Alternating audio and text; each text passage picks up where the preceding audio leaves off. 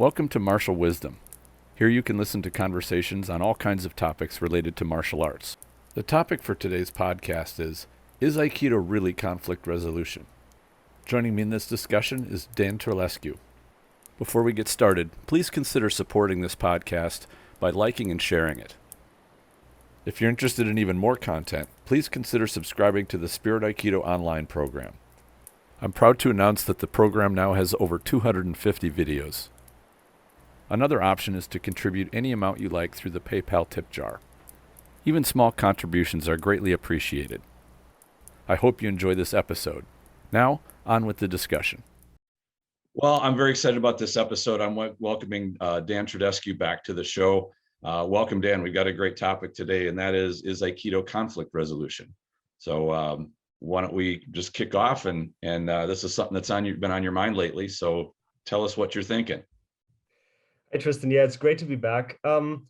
Right. Yeah, this has been on my mind. I mean, as some people who've heard me before know, I teach conflict communication, and this is one of the things that I do is courses on this. And I've started training to be a mediator, so I've been exposed to the bigger range of conflict resolution. You see it a lot with Aikido, as you were saying before in the marketing, that we say, hey, this will teach you better conflict resolution. What we're going to do today is we're going to unpack that a little bit, hopefully, in the conversation, and see if that's actually true and to what extent.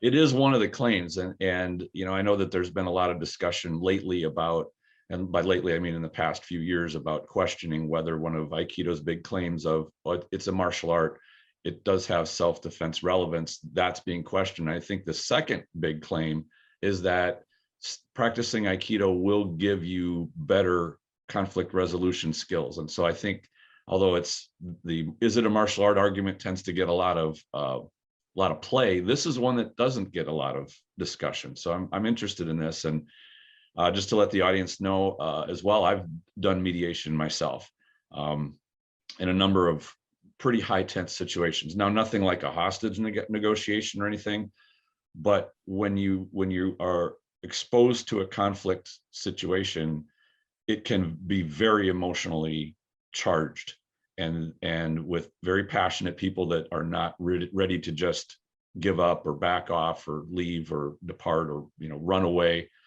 It takes a lot of engagement to resolve that, not just, oh, I just need to be a nicer person, or the other part, which is, oh, they need to be a nicer person and just do what I want them to do, which is where the underlying conflict comes in, when both parties think that the other one is the one that's being a jerk. That's the conversation equivalent of you attack wrong. Right. That's correct. Yeah. Go ahead. So I guess the first thing would be, does Aikido actually do a good job of following up its claim of saying it will teach you better conflict resolution, or those the skills related to conflict resolution? Well, I think that's an interesting one, because if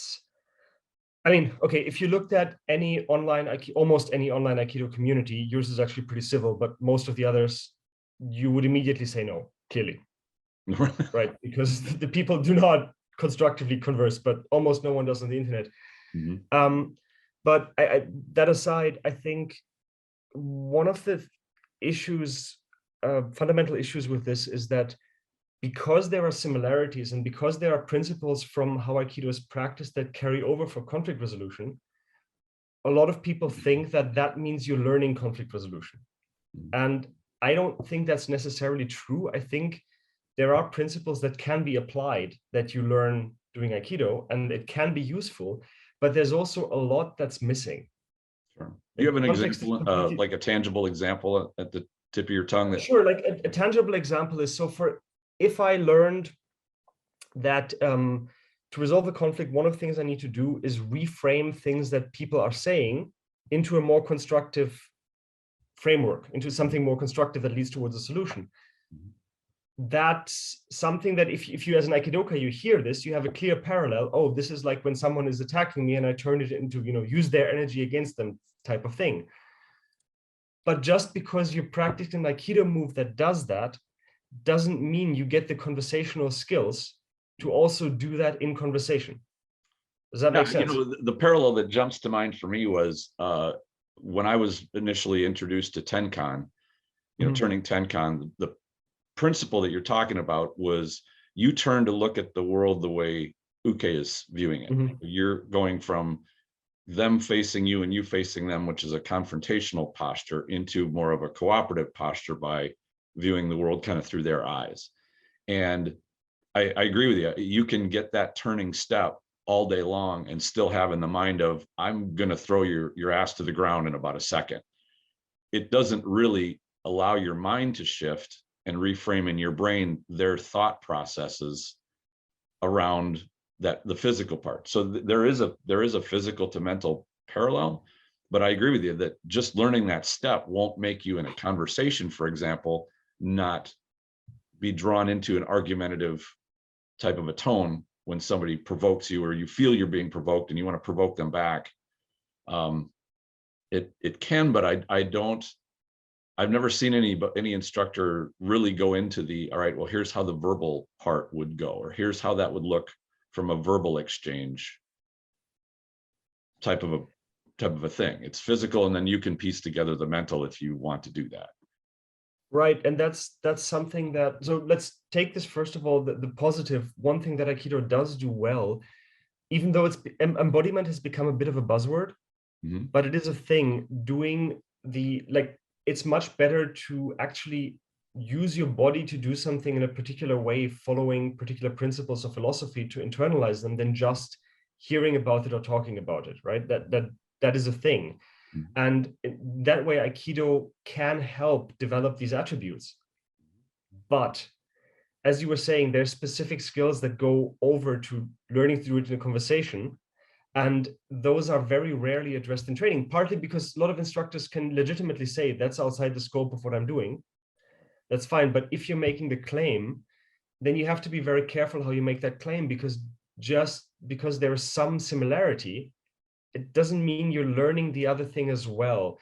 And I think that that's a mistake that sometimes, that's a bias that more experienced instructors have, is that when you internalize certain principles and you start to see them everywhere, you start to think that just learning the principle is enough. And that's very rarely the case. Sure. Like, learning the principle helps you apply it to lots of different situations, but you do still need to have some context for other situations and specific skills that are applied. And I think that the parallel to the verbal or the non-physical exchange is just like the physical. If you understand the principle and you don't practice it, it will be rough. And even just a verbal argument can be very emotionally charged, and you will forget under that stress. And usually it occurs to you once you are away from it, it's over, you calm down and you go, oh, why did I engage in that? I should have followed the principles. It only occurs to you after the fact, which that's the point of training, is it doesn't occur to you after it's over. It occurs to you while you're doing it, or as it's amping up or leading up. Right, absolutely. And I mean, many more of us, including people that practice martial arts or Aikido, not everyone is going to get into a fight in their lives, or a serious one, but pretty much everyone is going to get into a verbal argument that gets bad enough that things get emotional and you act in a way that's maybe not ideal. And that's there's a lot of really good communications programs out there that fail because of that, because you get into the situation and you forget that, you have all these things that you could do. You just, you get all emotional and you start getting all angry or whatever, and you don't say the good things. I mean, it happens to everyone. Like it happens to me. I teach de-escalation. It happens to me. Like, it happens to absolutely everybody. But the idea is that the first thing you do is, you de-escalate yourself. And then you can use all of these things, but you hit it perfectly. You need to practice them. Like, that's the other thing is, talking about these verbal skills and conflict resolution is a lot better than not doing anything, but it's not enough. It's so not enough. You need to practice these things in training if you're going to address them, whether that's because, as you said, a lot of people say it's for self-defense. Well, if it's for self-defense, you really need to address this, like boundary setting and de-escalation. And these are huge topics, and you need to address it, you need to practice it, even if it's not, if you're saying we're going to teach you conflict resolution, well, better make some time in your actual training where people can practice that, you know. Sure. And that I have very rarely seen. Yeah, and it's difficult to do, because just like on the mat, if you say, well, all right, I want to train for a high intensity fight, like somebody's really attacking me. Well, you know, if you're dealing with a training partner, there's a certain falsehood there where they don't really want to hurt you. They want to pretend like they want to hurt you, and then you can train to that level. And I think the same thing goes with verbal exchanges. I mean, yes, you can engage in debate, or you can say, well, let's play that you and I are going to argue, and I'll say something provocative to you. But as soon as you know it's an exercise, you know there's a lack of that emotional content there. And I think that, you know, one of the things that I noticed when I was making the parallels between randori and perhaps even getting into an argument with a single person or with multiple people, because that can happen too, you know, multiple person arguments. The thing that I noticed is that on the mat, we have the beauty of hajime. You're notified that you're beginning. And in real life, you'll just suddenly realize, oh my gosh, I've just been provoked, or somebody has said something insulting or rude or stupid, and you know, your emotion kind of takes you away. And within seconds, it started, but you never got the notification of it. Like, you get surprised by the beginning. And you know, then getting your composure back, and then sticking to principles. I equate that to, you know, somebody slaps you, or they start a physical fight with you, like an ambush, and suddenly you're in the middle of it, and now you got to deal with it. Mm-hmm. And I think the first step is spotting those provocations and having a level of discipline not to engage emotionally right off the bat. Because if you do that, I mean, you're going right up the escalation ladder pretty quick. And it's easier to avoid getting on the ladder in the first place than it is climbing back down from it once you're going up. Yeah. Yeah, absolutely. I mean, there's a huge skill set to all of this, but one of the things is not getting hooked when the other people say something. Often not, like, a lot of it isn't intended provocation, just when people are angry or annoyed, maybe even legitimately, they say things that end up engaging you in a way that maybe you don't want to. Sure. And just taking a moment, like, one of the easiest things that you can do, you know, learning active listening is one of the most effective things that you can do. A, because people love being properly listened to, and B, because one of the things that happens in it is that you learn to take a pause after what the other person said and think about your response. Right. And it's a lot easier when you do that, not to get immediately hooked by things that would maybe otherwise draw you in, sometimes unnecessarily. You know, and I'm glad you brought that point up, because it occurs to me too that, and this is the big difference between the physical and the verbal.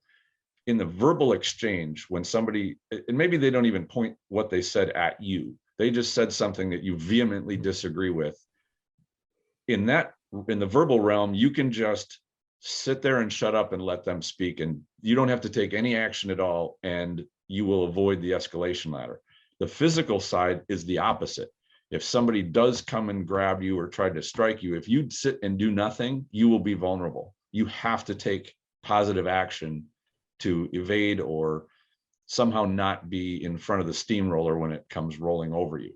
And so this is where I see that, although we often say there's a distinct parallel between the physical and the verbal or the non-physical, in this case, they're opposite.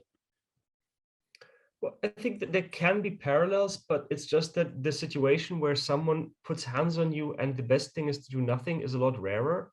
Like, one example might be if you're drunk and you're being an ass in the bar and the bouncer is putting his hand behind your elbow and escorting you out. This might not be a good time to, you know, go all, I know Kung Fu, you know. So that happens, but that's rarer. It's much more of a, you know, you need to do your threat assessment, and you do the same thing with verbal. It's just that verbal situations are less likely to escalate. It is still possible the person is escalating themselves and it's necessary to do a verbal intervention early. And again, that's a skill that needs to be taught.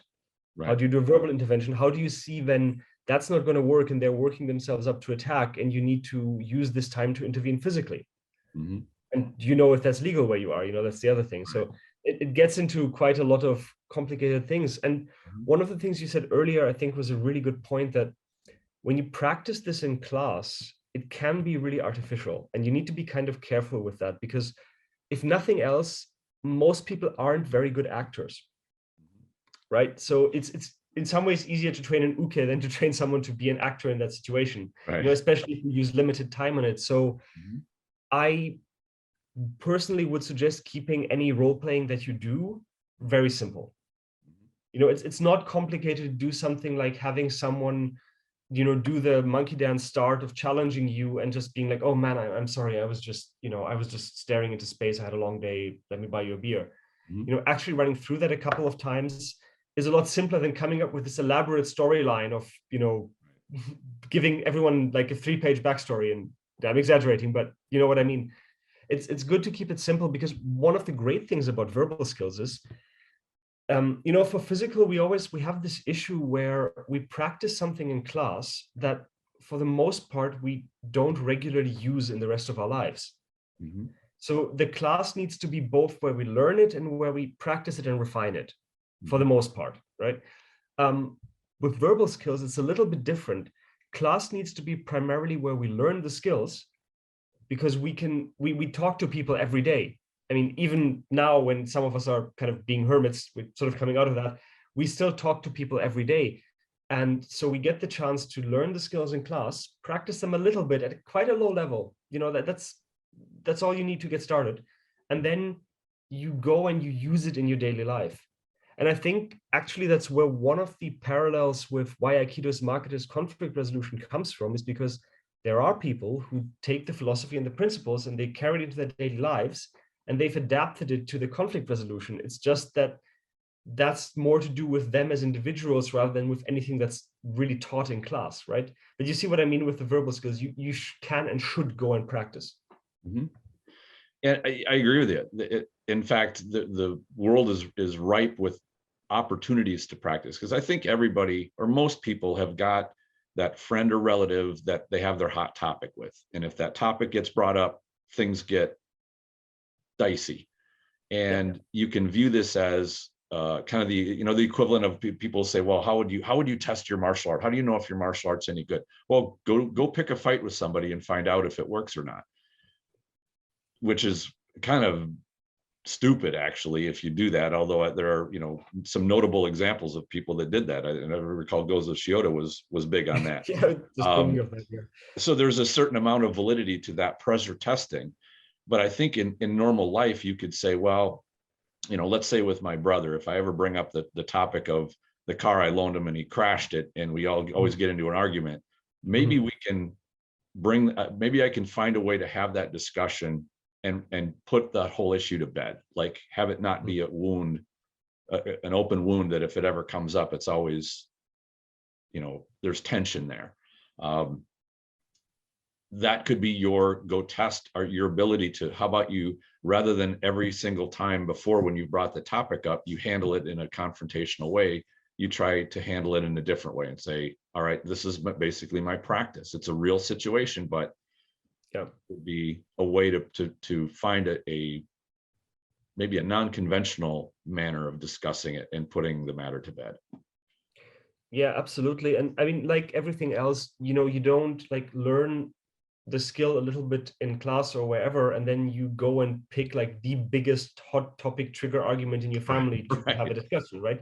You practice in small ways. And the cool thing with verbal skills is you can practice them in normal conversations that aren't arguments. You can, and then you can kind of, an opportunity will come along, I guarantee. Like the self de-escalation sort of kata that I learned, I knew it, I didn't fully trust it until I was having a screaming match with a family member.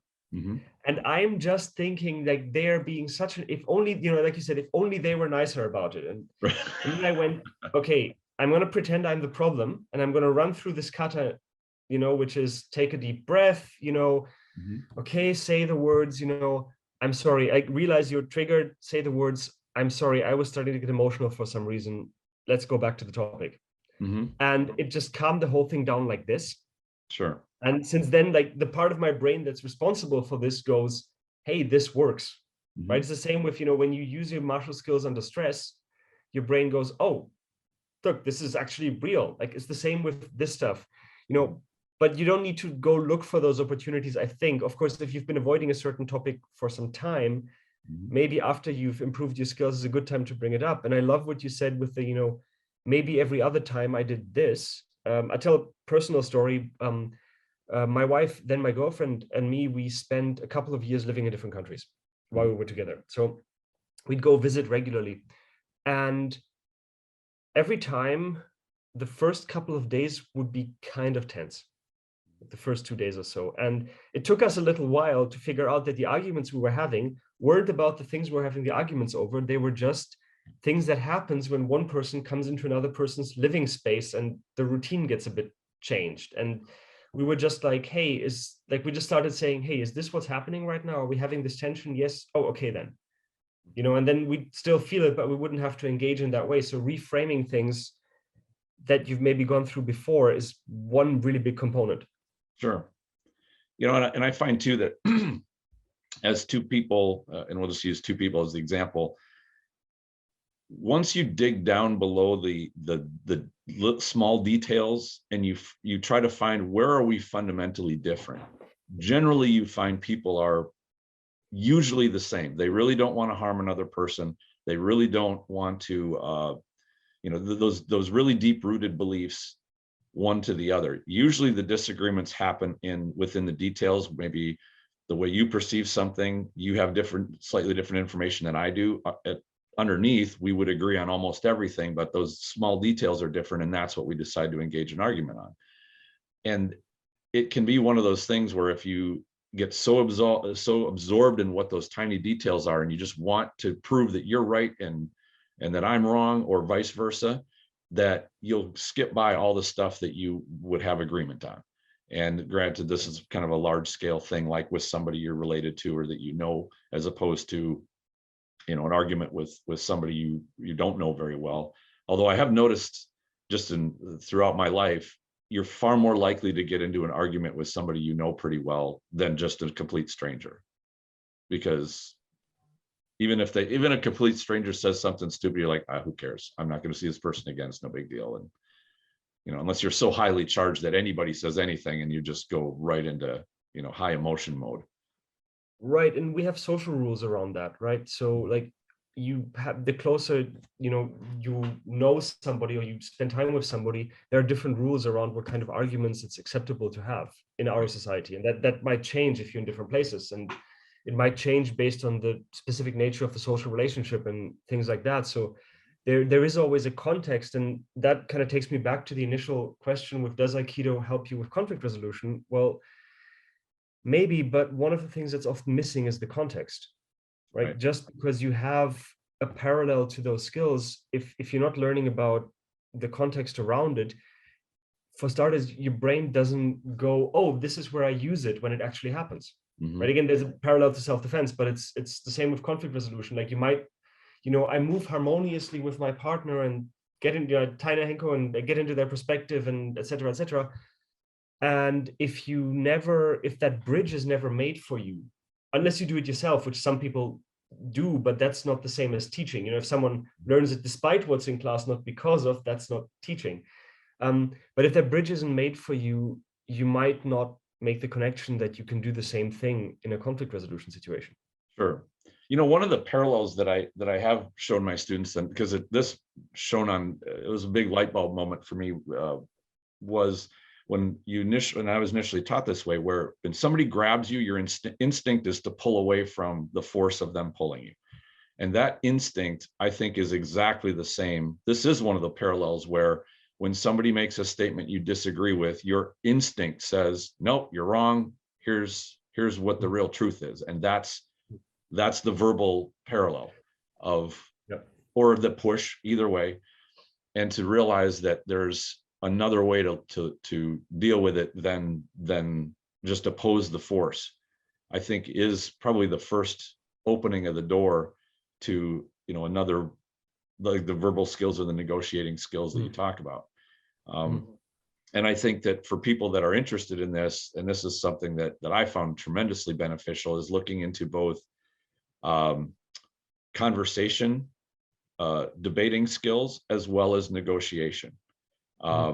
Because, and for those looking into negotiations, there's what I found, there are helpful books on it, and there are non-helpful books on this on negotiating skills.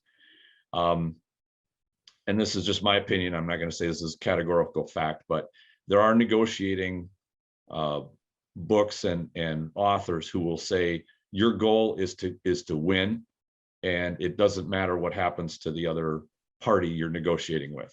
Like, you know, you just have to have what you have to win at all costs. And I think that one of the perfect examples of this was a book, I think it's called Don't Split the Difference by Voss. I can't remember his first. Yeah. And he is a very famous FBI hostage negotiator. And, you know, I read his book, and it was very intriguing and engaging, but also to realize he was in a negotiation that he could not lose. If he lost that, somebody would die. So things like deception, manipulation were on the table, because you're fighting for somebody's life. Whereas if you viewed of taking that same stance with like a business negotiation or relationship negotiation, Voss doesn't care about the kidnappers after he gets the hostage back. There's no concern that relationship needs to be healthy further on, or in a business that they're going to do business again with these kidnappers. Whereas in real life, we do have that consideration. You wouldn't want to negotiate like that with your wife or your kids or your people that you care about. And not to say that there aren't some good things to learn in there, but the negotiation material that I really liked a lot was when you go into a negotiation and you're trying to find a win for everybody involved. Like, everybody is happy when they walk away. And I think that fits more into the civilian type of a model for how normal people would want to learn to resolve their conflict. And the same way with mediation. A mediator wants to make sure that everybody who walks away is at least happy with the compromise that they found, because it's the best way out for everybody.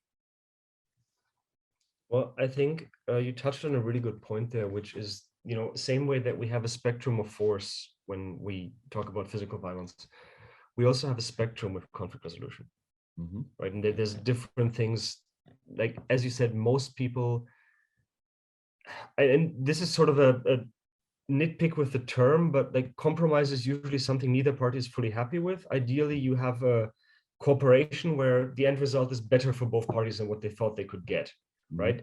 That's ideal. That's not always possible. And for people who practice martial arts, we tend to frame everything in the context of, I'm protecting myself, I'm defending myself. And yes, there are conflicts, including verbal ones there, where your goals and those of the other party are completely incompatible.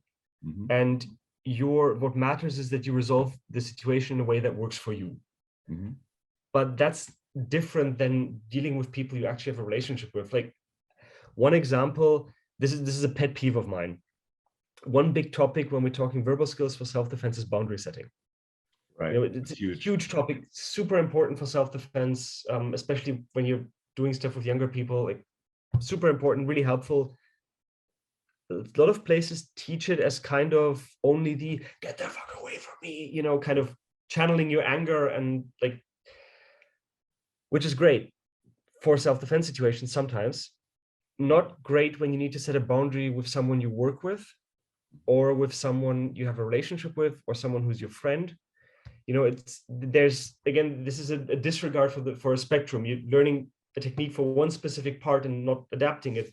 The same way what you said, Chris Voss's book, of course, he's coming from a particular background, and it's important to take that into account, as you said, this is where he's coming from. What can I learn from this? How does this and does this not apply to what I'm doing or what I need to be doing? And that's incredibly important, because there are different things. There are conflicts where the resolution is something that, at the very least, I want to see if we can still have some kind of relationship. And I mean relationship in a general sense, like business, friendship, romantic, whatever. I want to do this resolution so that we can see if we can find a common ground that we can move forward, or are we going to, as amicably as possible, just kind of drift apart? Right. And I'm glad you brought up the boundary setting, because that occurred to me about a moment before you said it. And I'm like, okay, this is boundary setting is always a huge one. And that boundary, from a physical standpoint might be, will you accept somebody setting their hand on you as they talk to you? Yeah. Could be, am I willing to give up the money I have in my pocket rather than get into a physical altercation? And the answer might be, I'm fine with it. But it's what happens if it's not? Another boundary might be, would you be willing, if somebody says, get into that car, would you be willing to say, all right, I'll just do that? And this is my pet peeve with a lot of the attitudes within the Aikido realm of, well, just give in, just be a nicer person and don't resist. Basically the pacifist thing, which is, it's fine if you're carrying around, $40 in your wallet and you say, I'd rather give up $40 than get into a fight with you. Totally legit. And I've done that myself, actually. But there are times when I don't accept somebody crossing that boundary. I would not get into a stranger's car. Whether somebody puts a hand on you, that you have to make your judgment about whether or not that boundary is there. Somebody puts a hand on my wife, different boundary. And I think a lot of it comes down to the having to internalize how much you would put up with, and then what are you going to do if your boundary is not respected? If you say, no, I'd rather you not touch me, and somebody touches you, now what are you willing to do? And it doesn't mean go all kung fu on them necessarily. And that's where it's so difficult to teach some kind of a solid formula. If somebody puts their hand on you and you tell them no, then this is what you do, kind of a response. Life just is not that simple where you can have a formula. You have to take into account where you are, who else is around, all kinds of other factors. Yeah. I mean, the formula approach, we agree 100% on that. That's a problem. Like sometimes there's certain things that you can do as impulses to just give people some guidance, kind of like you do techniques to illustrate principles. But overall, you're better off giving people tools and having them exercise judgment and practice that.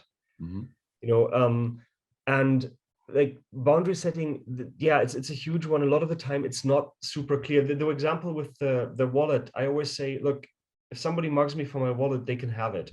Like, but if the money that was in my wallet was the only thing that was going to be feeding my kids this month, right, this equation would change. I'm not in that situation, so I can give that up. It would be a hassle. I have to replace some things. I'll be annoyed, but I can give that up. But that situation might be quite different. And with the what you said with the what am I willing to do with the enforcement, so that's another one where I think we could do better with teaching conflict resolution and such skills in Aikido and verbal skills, because there's a huge spectrum beyond I'm going to hit them, or I'm going to get physical with them, or I'm going to run away. There's a considerable spectrum of things that you can do for enforcement in different situations, and giving people tools to be aware of that, to access that, is huge. I teach self-defense at universities sometimes, and that's one of if you read survivor stories from that environment, that's one of the biggest things is, I didn't know how to say no, I didn't know what to do, I didn't know what to say. And so actually teaching those skills is hugely important, and making people realize that there's a huge spectrum of responses that they have access to. There's social reasons you can call someone, there's resources you can access, whether that's law enforcement, whether that's a trusted friend, whether that's the person who's in charge of your hall of residence. You can leave. That's one of the most effective. You can hang up the phone if you're talking to someone, if this is a boundary violation that's happening while on the phone. If you're working somewhere, do you call HR? Do you do something else?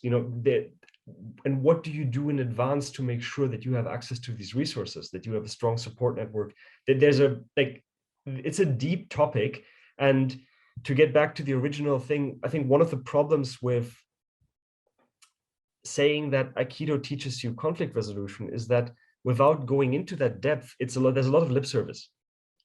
Just because as an instructor, you once every couple of months hold a small monologue about conflict resolution and let's all be nice to each other, and maybe I'm using a bit of a straw man, but just talking about it is not the same as going into that level of depth. And you should know that that's not what you're doing, and your students should know that that's not what you're doing. And you can say that we're just touching the surface of this topic. You should go somewhere else to learn that. That's nobody's going to run away from you. You will increase the trust of your students by being clear about what you are and aren't doing. It is, in my opinion. Yeah, I agree. Yeah, and it's fine to say it's beyond the scope of what we're training, but it's strongly related. So, I think any intelligent mind can appreciate that what they're training on the mat is not an isolated set of skills. It branches out to affect many ways you deal with this. In fact, one of the ones I had just had a student tell me about this a few months ago, that he and his daughter were out biking, and they had stopped for some water, so they're standing next to their bikes, and this guy approaches them and says, "Hey, I'm lost. I need directions to I don't know, some park building or something." And he said, the way that we were situated, I knew where the building was and it was behind me. But he said, I knew because of how we trained that if I turn around to point, he's standing behind me. And I don't want him out of my sight. So he said, all I did was kind of step aside, and I said, okay, the building is, you just follow this road up here. But he said, I always kept him in front of me. And it wasn't so much it was like about the lowest level conflict resolution, but really what it was is not as much of a conflict resolution as it was there was something about this guy that didn't seem quite right. Like there was an instinctual thing. It was the easiest way to solve that problem and not let it get to be a potentially out of control thing. It's lowering your risk. Right? I guess risk management would be how you define that. Yeah. And I told him, I said, you basically did a very smart move in keeping, if you looked at it as a negotiation, you made it pretty difficult for him to take it any other way than just, I'm looking for directions. Because this is how people that are intending to do harm will often approach somebody in a way that's disarming. It looks like they're just doing normal things. And because, I told him about that, and that, he said he suddenly recognized and was able to keep his head.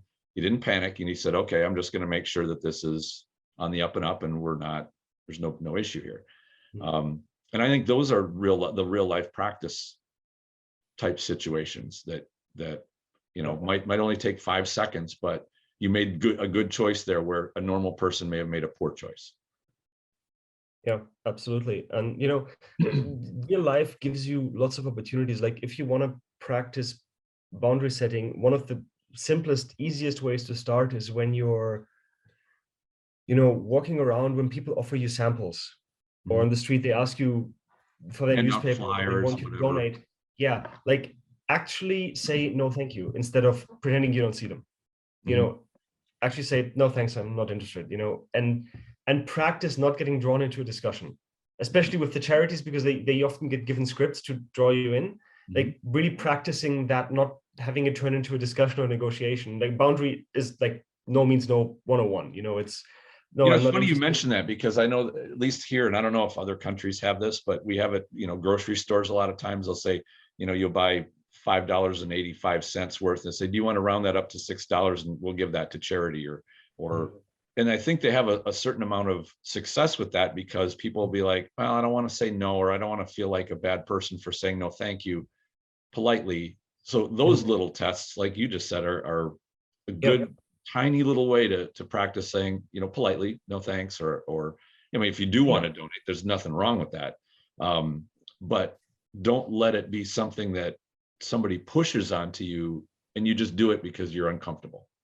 Yeah, that's a perfect example. That's a perfect example, because like you're not the bad person. You can do it to practice. You can do it once or twice. You can donate next time, but make it a choice.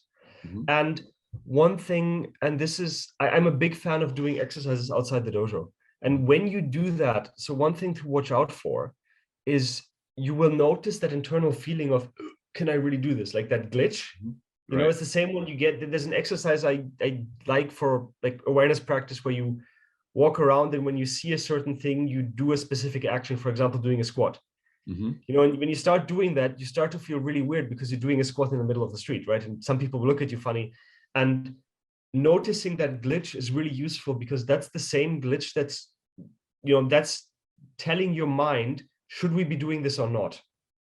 And this is the same thing that's going to stop you from acting in some situations, because you feel socially weird. So noticing that, being aware of what it is, and teaching yourself that you can act despite of that is incredibly useful. Yeah, one of the things I remember when, you know, back when things were more open, but it happens with crowds all the time, is you get two people that walk directly at each other, and they both start to go off the line the same way, and they kind of do this weird little dance. Long ago, I was like, there's got to be a better way. And I started practicing. I just walk straight forward. If somebody walked towards me, I wouldn't start dancing around. I'd just stop, and I'd let them choose which way that they wanted to go. But another one I think that would be even a better one is, and I think this has probably happened to everybody, where they go out to a restaurant, they order their meal, it comes and there's something wrong with it. Like fries are cold, something is really cruddy. Do they just say, well, yeah, I'm not going to say anything, because they don't want to get into that awkward exchange of saying, excuse me, but this sucks, or something's wrong, or you brought the wrong meal, or something wrong with the drink, something wrong with food, for fear that it might get kind of out of control, you know, or they might upset the server or upset the restaurant or something. But I think that that's a good one of those boundaries of, you know, you're paying for this meal. Do you want to get something decent? And I'm not talking turning into a obnoxious jerk about it, and you know, having to have everything exactly perfect and be a pain. But you know, it's one of those things where I've seen many people, and I felt this too myself, like, is this just worth getting into, you know? And sometimes you say, well, no, it's not. Or yeah, I would rather have a decent meal, not what I was served. So that can be one of those practice moments as well. Yeah, and two things on that. Like the first one is that, you know, obviously, like you said, don't go into a restaurant, get a perfectly good food, and then do this just so that you can, exactly. You know, you can be polite about it. You can even start, if you're really uncomfortable with this, if somebody listening is really uncomfortable with this, you can start by just pointing out to the server, you know, the thing that was like, sorry, these fries are a little bit cold. Like, I'm okay to eat them, but just maybe tell them next time. More often than not, they'll insist on getting you something new anyway. But you can start like that, and you can build it up towards actually asking for, you know, getting a new plate or whatever it is. And the other thing is that, and this is, you know, because we're talking about teaching this in a martial arts context. If you're even thinking about teaching it, like putting these things into your training, please actually start doing them. There is nothing that destroys trust more than being told to do a certain thing by someone who's not doing it himself. That's true. This is a very good reason. If, as a martial arts instructor, you're not comfortable sending, you know, food back or saying no to people, it's really hard to, you know, you don't have to be naturally comfortable at it. Few people are. I'm not. I had to learn it, right? You know, you can say, this is uncomfortable for me, but I've learned to do this, and this is what I do. And you're human. You don't have to do it consistently, but at least be honest with your students. Don't pretend like you're doing this all the time. You know, it drives me up the wall when you have instructors who are, you know, waxing poetically to their students about always having strong boundaries, etc. And you know, they can't say no when someone offers them horrible vegan bacon, you know, made of tofu. You know, it's you need to actually put these things into practice yourself, and that's a part of teaching is model behavior. How are your boundaries in the dojo? Are you able to actually can your students see you having strong boundaries, setting them in a way that's not aggressive, that's not confrontational, but that's firm? You know, can your students see you resolve conflict constructively? Which is, you know, when you're looking at, does Aikido help you with conflict resolution?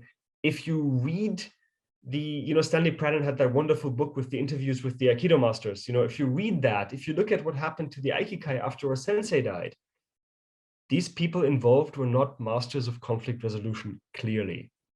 That's an excellent point. They clearly were not. So, you know, just because it's in the marketing, like it might be in the philosophy, but that doesn't mean everybody accessed it. Of course, there's cultural differences, etc. But, you know, like, walk the walk if you can. Right. You know, and the parallel I see is the balance between Irimi and Tenkan. And Irimi to me is engaging. It's like you talked about the shock of when somebody gets approached and they don't know how to respond and they kind of vapor lock. They aren't sure what to say or how to engage, and they're not able to even think through, like, how do I need to evade, or how do I do this, as opposed to saying, okay, you approach me with some sales pitch and I say, well, I appreciate this, I might be interested in, but here's what I would need for you to make this work for me. And now I've engaged you. I'm going to ask you questions, or I'm going to sort this out, or just put the hard brakes on and say, what you're offering me is way outside of what I'm interested in. And I thank you for, the time, but I need to get going but that's the Irimi part. That's the engagement. Yeah. Whether it's, all right, we need to negotiate a complicated issue, or it's, no, I don't want to buy your banana or whatever. Both are Irimi. And I think that, as I would look at the physical, where within technique, even if you use Tenkan and turning and evasion, you really only resolve that confrontation when the Irimi comes in to play. And I found the same thing held true for the verbal. It's difficult, and it's still possible, but it's much easier to end somebody's harassment of you or their engagement with you if you engage with them and just say, we're done, this is over now, as opposed to not calling people back, or they can badge, especially salespeople. I find salespeople probably the best practice for dealing with remaining patient, calm, setting boundaries, enforcing them. Because salespeople, a lot of them, they don't care about your boundaries. They'll email you, they'll call you, they'll badger you, they'll get in your face, they'll put on. And if anybody's ever dealt with the high pressure sales pitch in person, you know exactly what I'm talking about. And years ago, I had a saleswoman come in to my dojo. My wife was there. We shared our business, and she gave us both a very high pressure sales pitch, and it lasted over an hour. And it was so exhausting that this woman looked like she just ran a marathon. She was, laid back in her chair and she was trying to breathe. And it felt like a randori. This woman was just, here's what I want to sell you. And here's why it's so great. And we couldn't get in a word in edgewise. It was just, yeah. So I think if anybody wants to practice, find an assertive salesperson and talk with them. And you probably won't have to go far to find one. No. I mean, so there's different things that are great for practicing at different levels, different conversations that you can have. Customer service is great. Like, how good are you with dealing with customer service, and can you do it in different ways? Because like a pattern that some people have observed is that, if you're nice, sometimes the customer service person is grumpy if you're making a complaint. And if you're grumpy, they are friendly. So that's something to play with. Personally now, because I'm confident in my ability to code switch to something more assertive, usually before I call customer service, I mentally tell myself, I'm going to be the friendliest, nicest experience they have today. And that usually works for me, but sometimes you have to code switch then. Like when you develop skills, you also have the ability to, change levels of force, the same thing with physical. Like we can do this the easy way or the hard way type of thing, right? Same with Tenkan and Irimi. We can like pivot around the issue and we can decide to go our separate ways or talk about different things or agree to disagree, or we cannot, but then we're going to do this more directly. Sure. And, yeah, there's a lot of tools, and like we said earlier, I think there are physical parallels, but I think that there are differences too that are noteworthy. And I like encouraging, my students to realize when, and the first thing is spotting when those initial ripples of conflict start to come up. And because the sooner you see it, just like with a physical attack, the sooner you see it and acknowledge it and realize you're becoming in jeopardy, the easier it is to elegantly navigate through it.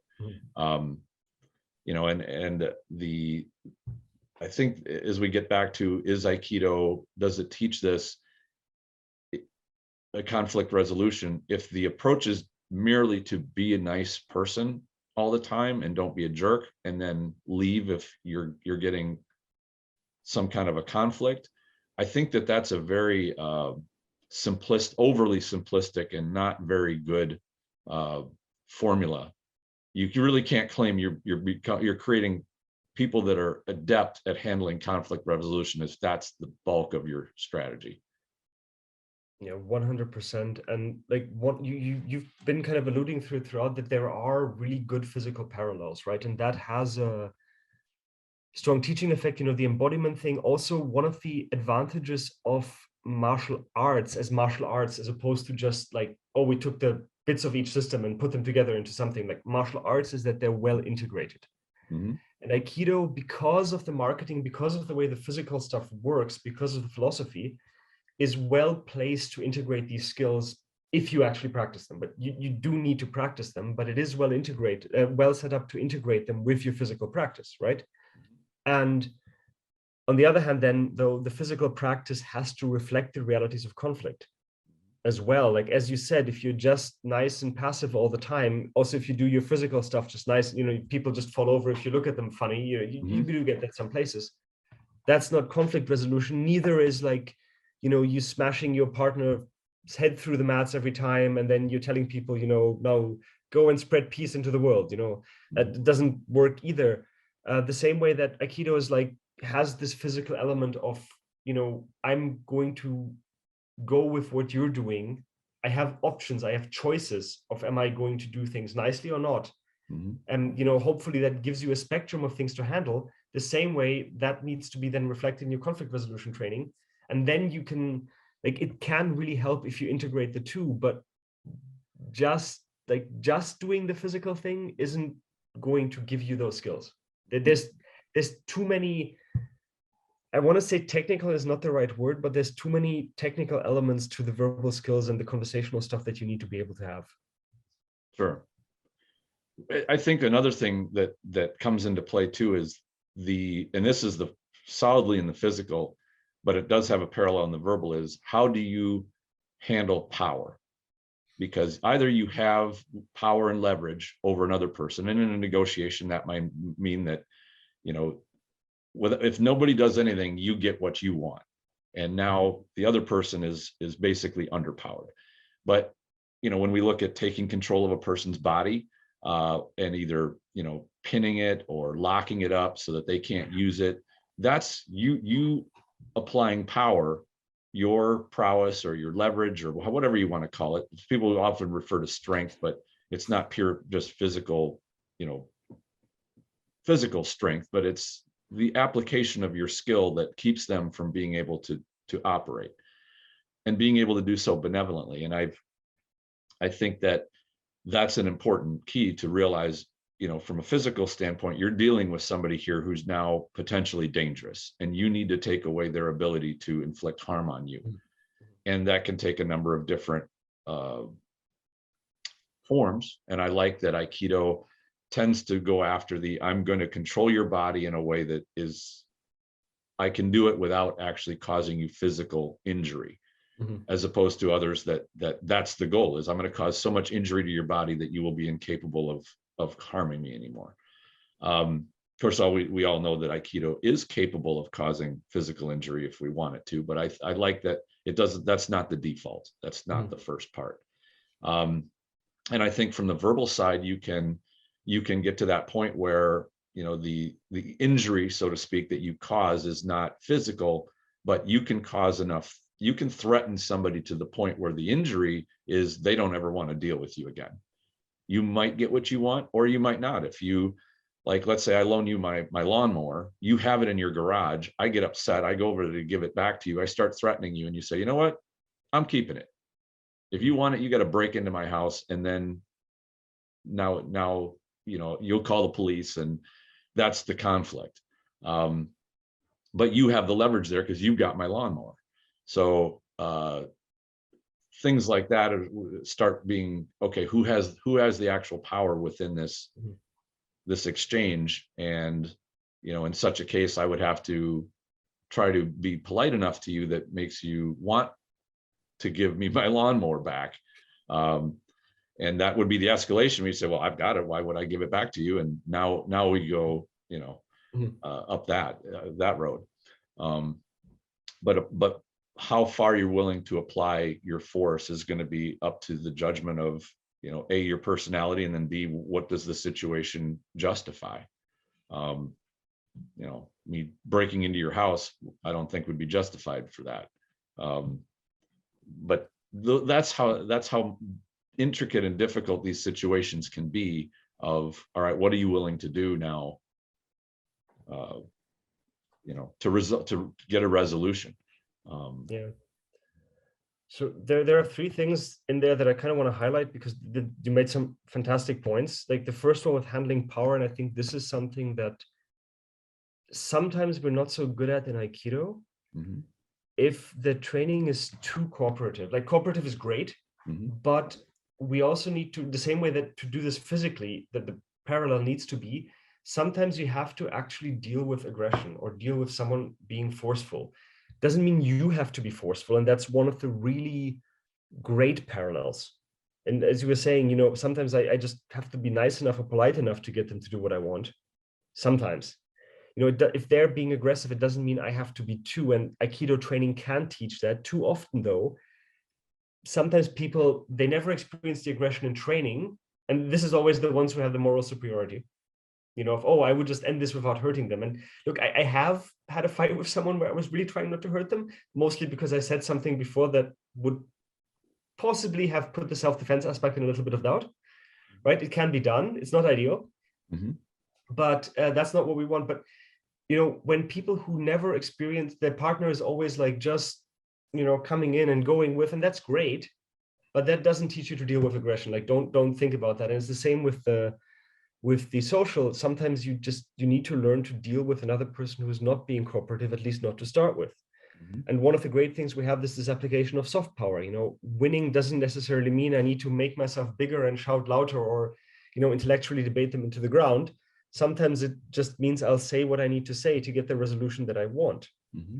Right. And the other thing that, and this was a great one you alluded to with, when you look at the higher levels of force, verbal, it's not necessarily, or for conflict resolution rather, it's not necessarily just the things I say. It's also what actions am I willing to take? What resources am I willing to access to resolve this conflict? Because, a significant amount of violence or bad stuff happens with people that and Sure. acquaintances or even closer. And one of the things that people do is they manipulate your social environment to stop you from accessing resources, or they make you think that it would be inappropriate to access certain resources or take certain actions. And one of the things that is a part of conflict resolution is realizing what options do I have on the table. Mm-hmm. Breaking into my garage might be inappropriate. Calling the police might be okay. Right. Or letting the neighbors know that this is what happened. Don't lend this guy anything. Mm-hmm. And then suddenly I can't borrow anything else, and maybe I'll change my mind. These are like, there are things that you need to be aware what the options are, and you need to give yourself permission to use them if appropriate, the same way that you do with force options. So this is actually a good parallel to Aikido. But again, the connection needs to be made. But this is a great parallel. There is a social spectrum of force. Absolutely. This is also important when you're like, if you're teaching people about it. I got a question at one course where someone asked, why don't you just, this was about women at college being harassed by, drunk men usually banging on their door at night, right? Mm-hmm. It's a really common setup to how bad things happen. So we were talking about like, what can we do? And somebody asked, why don't you just teach them to call the police? And I said, well, I mean, that's an option that's on the table, but on the spectrum of social force, that's pretty high up. Right. Like, there are some things that might work before, that have a chance of working. They're still keeping you safe, and you can always escalate. Mm-hmm. And sometimes that might be the most appropriate, but we need to not, as we said before, it's not a one size fits all. We need to have a spectrum of options, and we need to teach people the judgment to use those options and decide which to access. Sure. And that's one of those things where the separation between using your head and using your heart, if you use your head, you can at least start to think, well, where is this going to go? If I take this next action that the other person may not like, and they're going to respond like, where is that headed? Whereas you respond with your heart, like I break into your garage, well, where's that going to go? I'll probably wind up getting arrested, because that is breaking and entering, and I am going up the scale. And the same thing would hold true even to speaking with the neighbors. now you create more of a blast radius with the drama. And the neighbors would view that you and I are in this conflict, and they don't know who's in the right necessarily. They're so that can ripple out as well. So that's, like you said, this is why there's just no hard formula, but there's principles. And I think the same thing holds true to preparing yourself as a martial artist for a physical altercation. There's no formula there either. All you have is the principles. You prepare yourself and you try to make the best decisions under fire as you can. And that's a strong parallel. Yeah. Well, absolutely. And what you said with the neighbors, this is also a really important point. Conflict resolution isn't just you and the person you're having a conflict with, especially if there's an established relationship. It's everybody else. And some of the types of violence that people run into are, especially long-term abuse situations or medium-term abuse situations, the perpetrator is really good at manipulating the environment to thinking the actual victim is the problem. And these perpetrators often hide in groups that you would think are safe, because that's like self-defense clubs, martial arts clubs. It happens. University societies that are actually supposed to protect vulnerable people. These are, sometimes you get people hiding in these groups because if they're good enough at manipulation. So the way to counter that is to also be good at managing your social environment, realizing when this is happening, making sure that you're nice to your neighbors. Because if this situation, the hypothetical lawnmower situation, were to happen, if you'd been at snapping at every child that ran past your house being too loud for the last 2 years, you telling the neighbors that I'm being a jerk isn't going to do very much, right? Because that's not the reputation, right? But if you've been super nice and you've always lent people things when they needed them, and you've been very friendly, etc., this happens, there's more of a chance that your side will be taken into account. So this is a long-term, like, social management is a part of it, right? And this is the same. This is very similar to what we might say a parallel in martial arts might be, building for self-defense, building my lifestyle to be relatively safe, to be good, not just having techniques for when it goes wrong. With martial arts, making sure that my body is able to do the movements, that I'm able to train without injury. This is the same thing with social skills, making sure that I have a social environment that I can go to for support, that I can manage in a way that makes conflicts resolvable.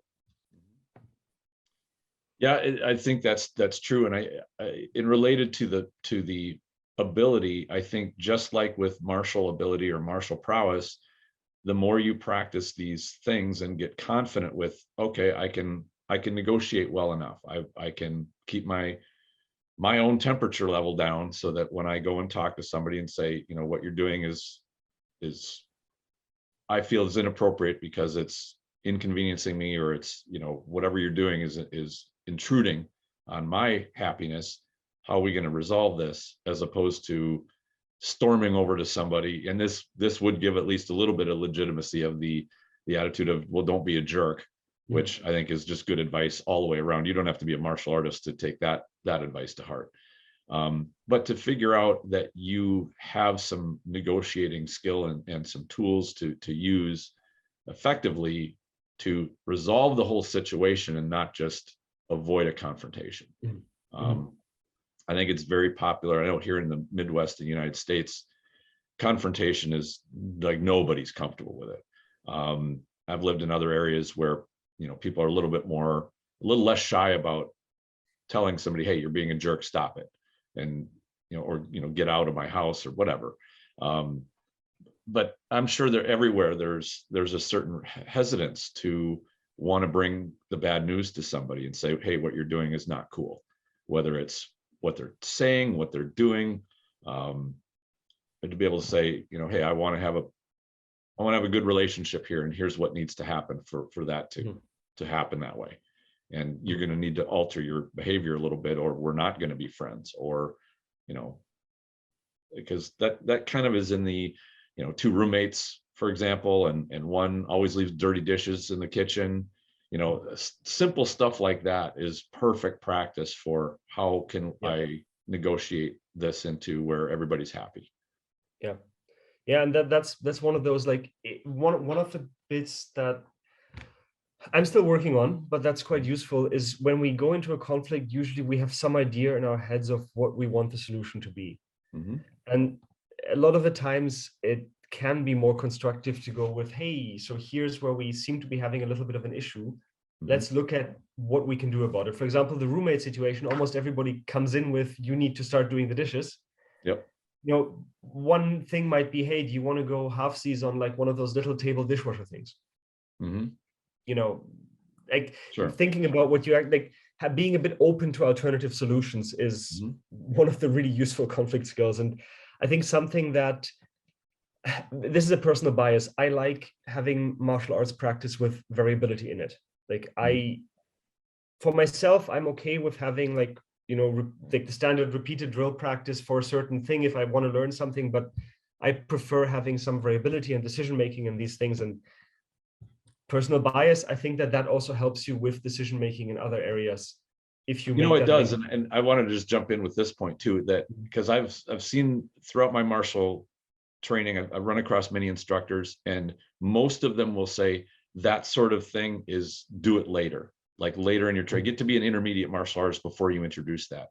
And I started challenging that and started putting that into my own yellow belt tests with brand, you know, white belt students, because I don't think that that's an advanced skill. I think it's one that the principles of it can be learned pretty quickly to use have a certain amount of flexibility. And I think the longer you train without it, the harder it is to build it later, because it doesn't fit how you've trained for years. It should fit like right from the beginning. And you'll, just like everything else, you'll be kind of clumsy at it initially. You don't want to add huge amounts of variables, but the introduction that there are variables and that you can use a flexible mind to spot them and deal with them can be taught or like from the beginning. I would agree with you. I know a few people who are really good martial artists who are of the opinion that you should do it later. And it seems to work for them. Personally, I agree with you more. I like to have this in the beginning. One thing to keep in mind, and this is something you hear sometimes with Aikido in terms of self-defense skills, is, oh, we'll do that after you get your black belt or a third dan or whatever. You just said it, like when you start, you will be clumsy. The thing is, if you start at third dan, you will still be clumsy. Yep, exactly. Like you will have, it won't be quite the same as like someone who has no training, but it's not going to be like linearly better. You're going to be clumsy in a different way.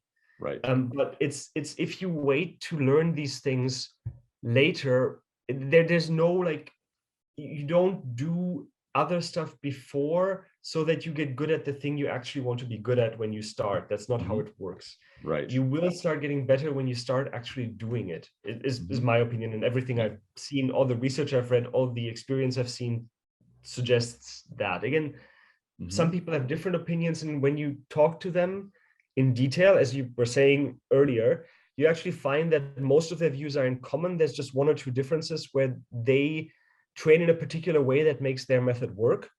The same way that there are people who have, as you said, too much variability early, and the students learn bad movement patterns, and it's hard to work that out. Right. You know, and looking at a parallel in sport, imagine if you took an athlete and you train them like with soccer or with basketball, and you did drills, nothing but drills for 3 or 4 years. And they're good at drills. They can ball handle like a monster. And then you say, okay, now you can go scrimmage. Now you can go actually play the game. They'd be so far behind with things like placement and the teamwork part that they'd even though, you know, they have good physical skills, they wouldn't have that flexible part. So I think, like you said, those skills will go in parallel together, and they can be built together. They don't get in each other's way as they do a bit. I mean, and the thing that I like about introducing jiawazas and the flexibility part of training is that it does develop a different part of the mind. And it will, if you have, you know, some decent ability to do technique, that flexibility will harm it a little bit, but you need to build strength of those two working together. And you only do that by, you know, the repetition hours, you know, do enough reps but I don't think that you're compromising the form enough to say, don't do any free form stuff and you know, or improv for the training part. I mean, it also depends on what your goal is, what your training goal is. If you're primarily just a pure martial artist and your goal is to recreate what you were taught, or what kind of some ideal of martial arts with this historical recreation or something like that, then yeah, I think that there is some merit to saying it harms the technique. But I think if your goal is application, I don't think it does, because one of the things you find when you do research on how high-level athletes perform their movements, they actually don't have that much less variability than people who aren't at their level. What they do have less is outcome variability. They're able to do their movements in subtly different ways to adapt to the situation to get a consistent outcome. Right. And if you are training in such a way, and I'm using the extreme here, that you're only allowed to do the input, so the movements that you do, the technique, in a very particular way, you do not develop this ability. In fact, you mess with that ability. Yeah, like I agree. There's some evidence that under stress you will regress to how you were originally taught, even if it doesn't fit the situation. And that can be a real problem. So I think that variability, if it's used well, and I love Ian Abernethy's saying of like good messy, bad messy, right? There's good messy, which is, you're doing a chaotic drill and there's a little bit of mess in it because of that. And there's bad messy, which is you're just moving in a sloppy way. Right. You have the option. When you're doing variability, you can clean up afterwards. I can do a variable drill where a certain technique comes out, right? For example, like one that, back in the day when I had the dojo, we used to do is like put on a face mask or something and do strikes to the face when arms come up to protect Ikkyo. Now, those are, especially initially, not the cleanest Ikkyos in the world. Right. But you can do that drill, and then you can go back to, okay, now let's do Ikkyo and clean it up, and then let's do that again, that sort of thing. Like, you can clean up after. So I think there are ways, like you said, to make sure that it doesn't interfere too much. Right. And not to be focused on what it looks like as much as does it work, and does it work reliably under many different conditions. And I think, if anything, Aikido is a bit guilty of trying too hard to look gorgeous and not really worried about whether it's functionally valid. And I would point to even hakama, the wearing of hakama, which is a formal garment anyway. It's meant to, and they look good. Nothing wrong with them. And when you see somebody getting thrown, the hakama make it more dramatic looking. But the idea that you do a big throw on somebody in a real situation, it's not easy to do. In fact, that's where I think judo's got the specialty, because they use so many hip throws, because that will get somebody up in the air and dump them fast. Judo, wrestling, like they have us beat with that, because most of our stuff doesn't if you use it on someone who hasn't had training, a lot of it doesn't generate the big throws. It generates someone falling over, right? Which is totally fine. It's just I think the aesthetics thing, this is a bit of a chicken egg thing, and I think this ties into the conflict resolution stuff, because the good technique, well timed, looks gorgeous. Right? A beautiful, well-timed, a perfectly timed throw looks amazing, regardless of the martial art. It looks amazing. And Aikido throws, they lend themselves to this good look, but it doesn't necessarily work the other way around. Something that looks aesthetically good isn't necessarily amazing, or it can be, but a lot of the time it's amazing on the part of the uke. And I think that the parallel to conflict resolution is that, of course, when you have the perfect situation where you say just the right thing and everyone, lives happily ever after, and there's like sunshine and butterflies, that's wonderful. But sometimes that's just not how it's going to go. It's going to be stumbly, and it's going to be awkward, and there's going to be a little bit of resentment. But hopefully the resolution that you get to is something that kind of works for the people involved. Sure. Or at least works at the very minimum, works for you. Because if you're teaching somebody, while it's nice if it works for the other people in their life as well, your primary responsibility is to your student, right? It is.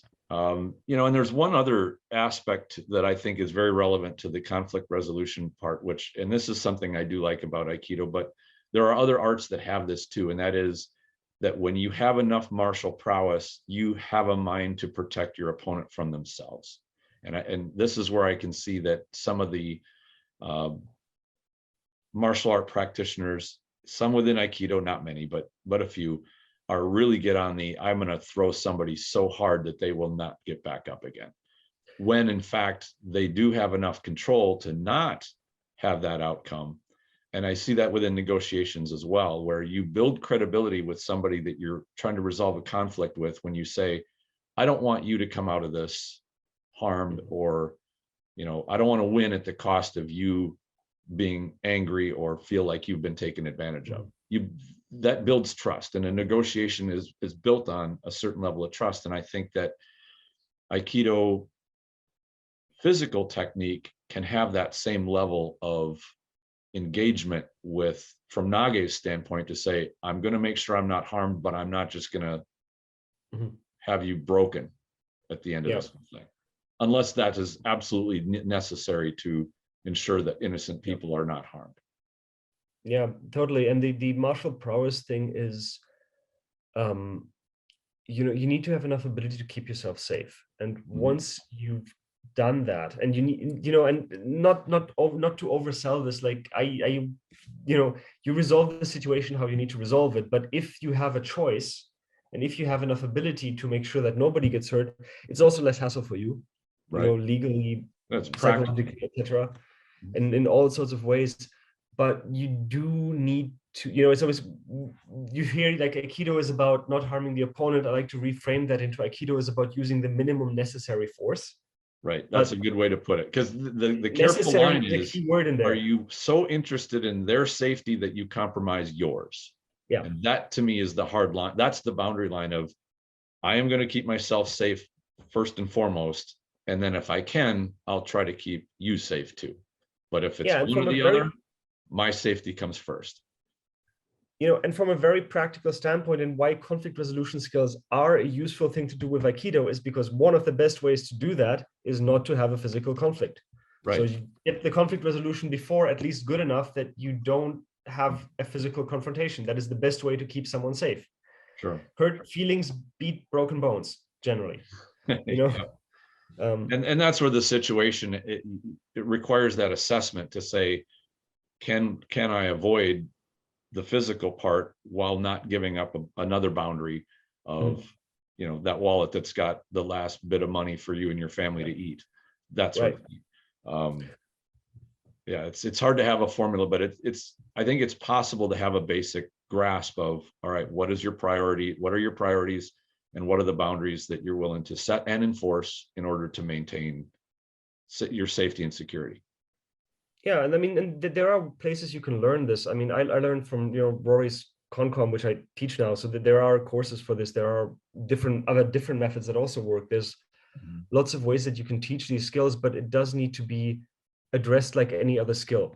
I mean, I feel like I'm like repeating myself on every time I'm talking to somebody in sort of public. Is soft skills are actual skills you need to actually practice. Like it's the same with this. Like there are things that you can learn. Other people have had enough experience to accumulate some things that work in these situations. Every one of us has been talking to people since a very young age. We're actually decent at it. It's just that sometimes we've got into these patterns that aren't super helpful for us, or we encounter situations we haven't before, and then we need some actual training and skills. Right. Yeah, and I think we're getting close to time, but we've covered a number of good ways to look into these things, and my recommendations would be look into negotiation resources, books, websites, that sort of thing.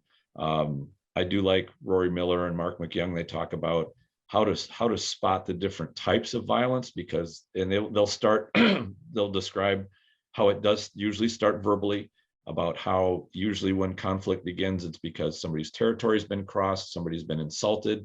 You may not realize that how you or why you did it, or even that it happened, but that's where it often begins. And they will label those different types of conflicts so that you can more easily spot them. Because a lot of times these conflicts happen just because somebody's clumsy. They didn't realize that they crossed about somebody's boundary, that sort of thing. So those are some other resources. I also like mediation ones, because they really talk about how to deal with highly charged type situations. And these are often, mediators will often try to resolve conflict with things like property ownership, legal issues. Sometimes the really tense ones tend to be with things like family court related things like child custody after divorce. You talk about some of the most highly charged conflicts you'll have is going to be in that realm. So a lot of the methods that they use are very good to research. Can you think of other resources you would recommend? So there's, I mean, as you said already, Rory Miller, particularly the book Conflict Communication. That's the one for this that I really recommend.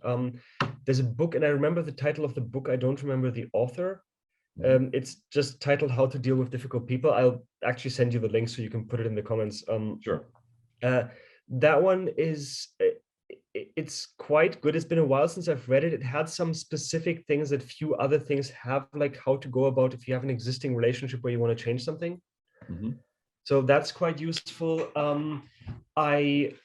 For a big part of it is social awareness. So Gavin de Becker's The Gift of Fear is quite useful. Yeah, that's a great book. Particularly, sorry? That's a great book.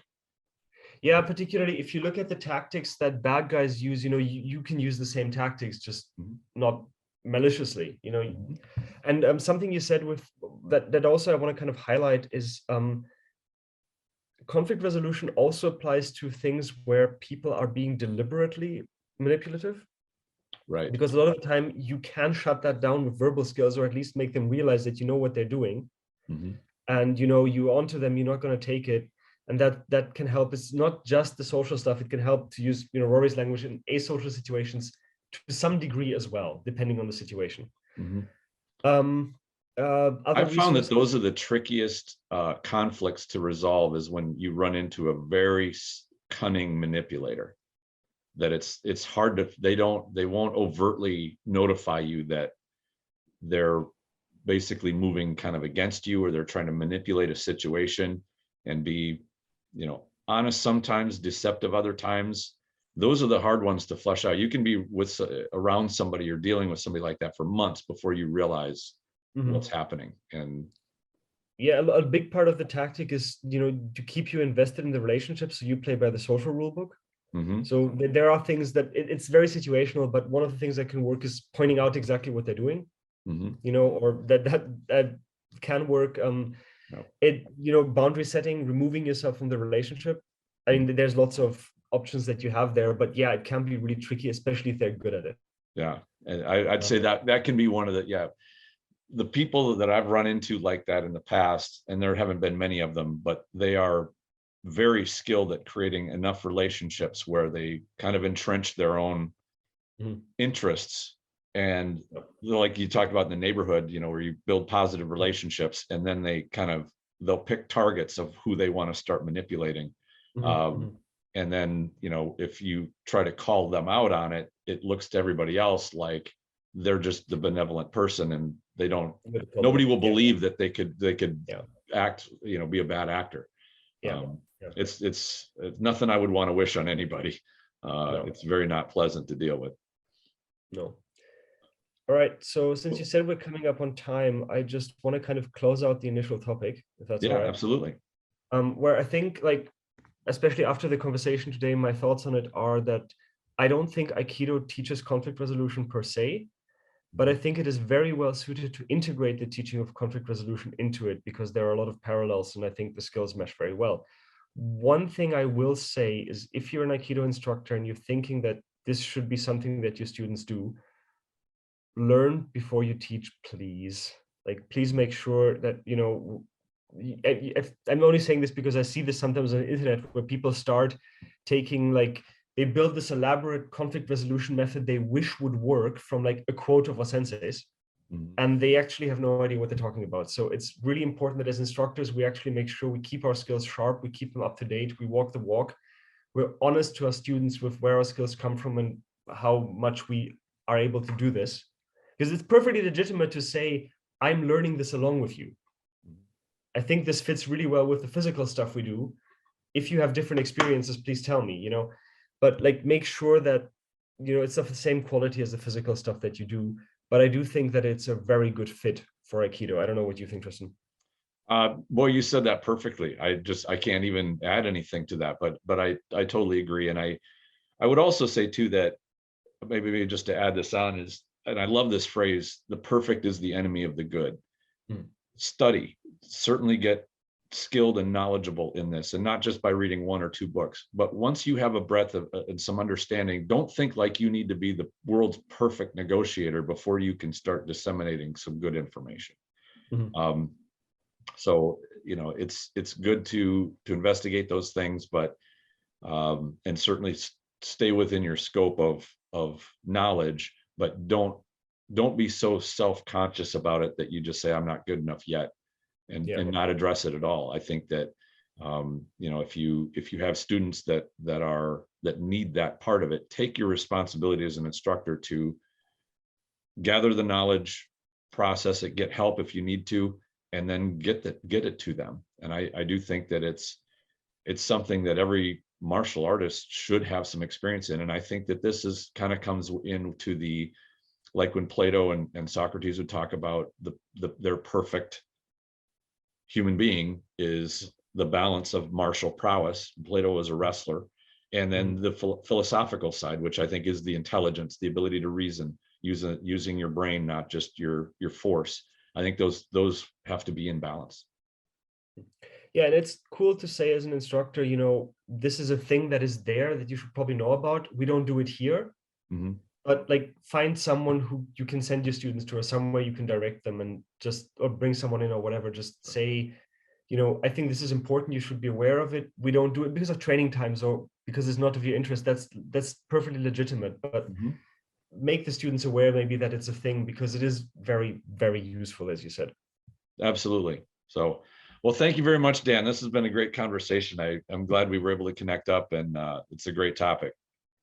Yeah, me too. Oh, one more resource I forgot Oh, actually. sure. Randy King from Canada, if you're into online courses, he has a really big online course on boundary setting that can be really useful if someone prefers that to books. It's a Excellent. bit more of an investment, but it's a good course. Sure.